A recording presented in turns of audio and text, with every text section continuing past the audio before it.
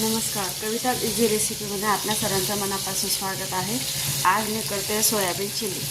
त्यासाठी मी तुम्हाला दाखवते।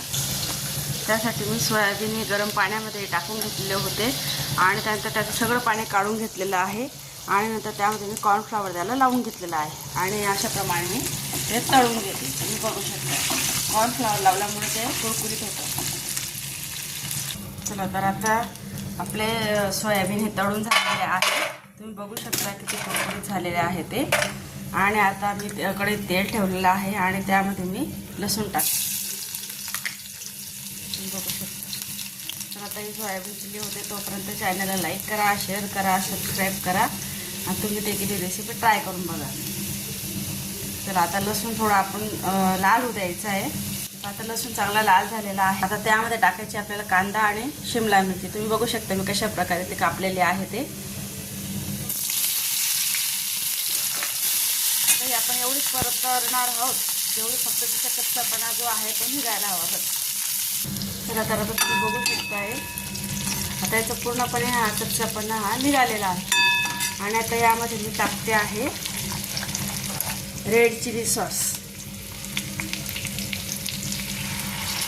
आता टाकते ग्रीन चिली सॉस।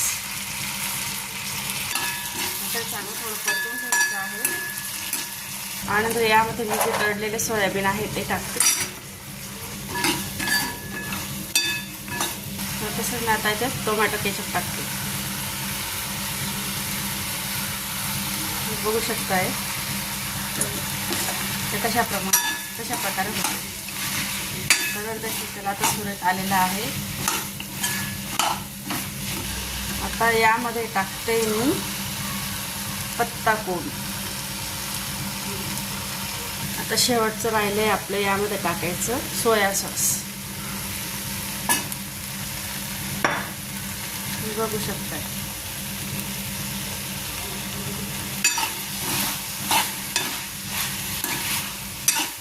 तर मग आता सोयाबीन चिली कशी झाली आहे हे तुम्ही मला कमेंट करून सांगा।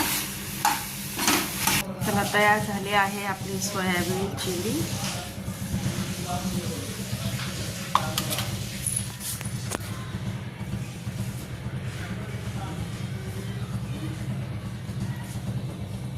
तुम्ही बघू शकताय किती छान दिसते आहे ते।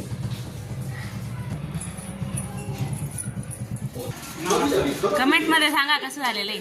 बोला बोला।